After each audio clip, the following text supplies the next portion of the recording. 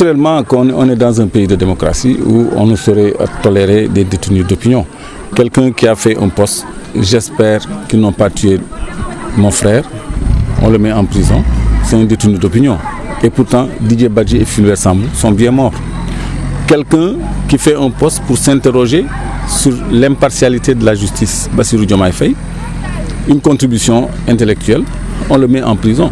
Là où l'Union des magistrats du Sénégal a publié à l'issue d'un colloque un livre pour se plaindre de l'immixtion de l'exécutif dans l'administration de la justice.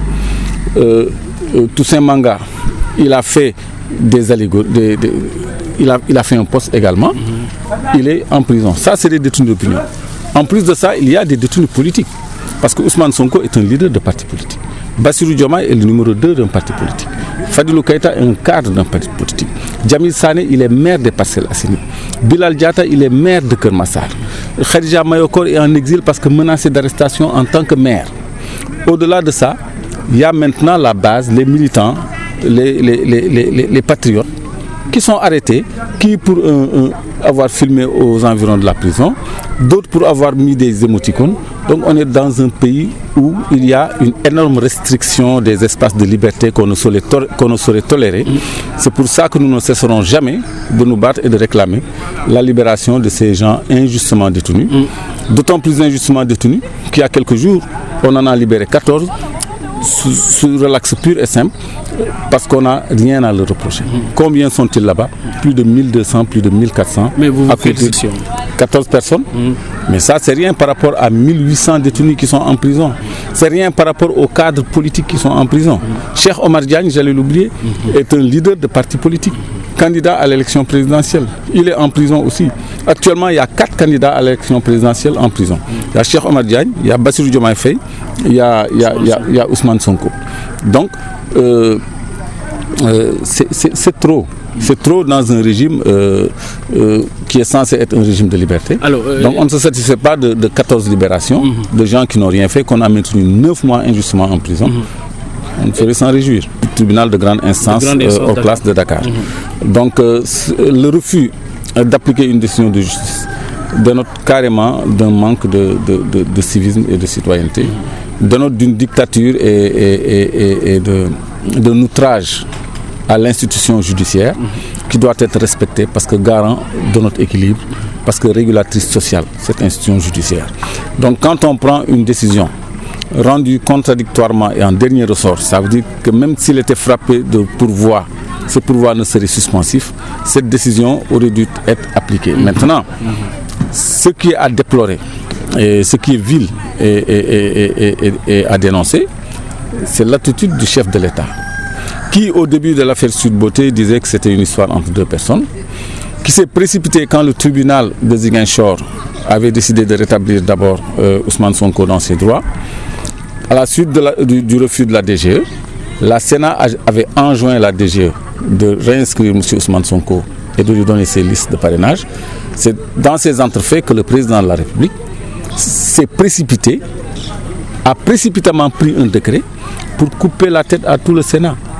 Et il a élu une autre équipe du Sénat de façon non conforme au code électoral qui dit que pour élire les membres du Sénat, non seulement il faut d'abord des concertations préalables, mais il faut élire des gens qui font l'unanimité pour leur probité morale, leur intégrité et leur impartialité. Alors on a vu un militant de l'APR qui a été mis dans l'équipe dirigeante de la Sénat. Donc ça, ce n'est pas des critères d'impartialité et d'intégrité. Donc le refus d'appliquer une décision de justice émane d'abord du président de la République qui, pour refuser l'application de ces décisions de justice, a coupé la tête à la Sénat. Maintenant, la Cour suprême n'a pas pris ses responsabilités, c'est pour ça que j'ai rectifié la question et a refilé le bébé au tribunal de grande instance de Dakar, qui lui a été même plus loin que le juge Sabassi Faye en faisant table rase sur le débat sur l'article 307 du Code de procédure pénale, notamment sur la contumace et l'état de contumace. Là-bas, c'est gain de cause pour Ousmane Sonko, et qui réitère que Ousmane Sonko doit être rétabli dans ses droits parce qu'il a annulé la radiation illégale de Ousmane Sonko.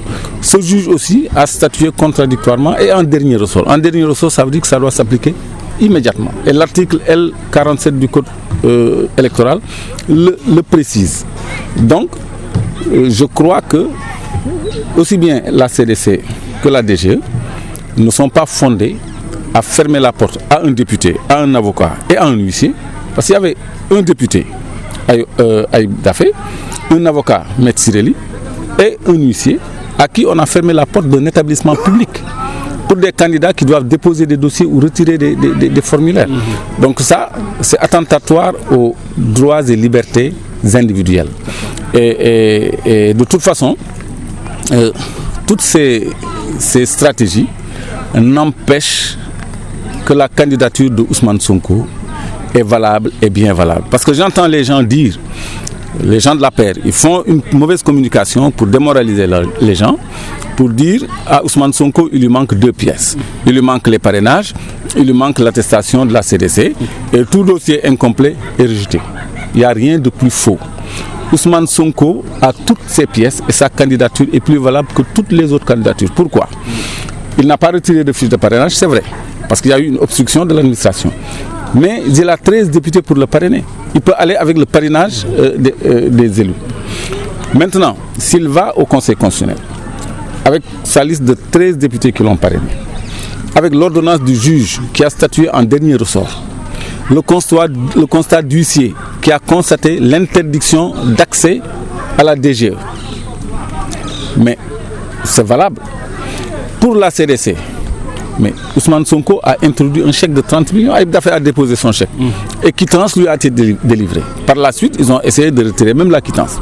Maintenant, s'ils refusent, après la quittance, de lui en faire attestation, mais on donnera acte au Conseil constitutionnel des pièces acquises, c'est-à-dire la quittance qui atteste d'un versement de 30 millions à titre de cautionnement, un huissier qui atteste qu'on leur a refusé l'accès à la caisse des dépôts et consignations, un avocat qui atteste la même chose, et encore une fois, ce jugement, cette ordonnance du juge qui dit qu'on doit rétablir Ousmane Sonko dans ses droits.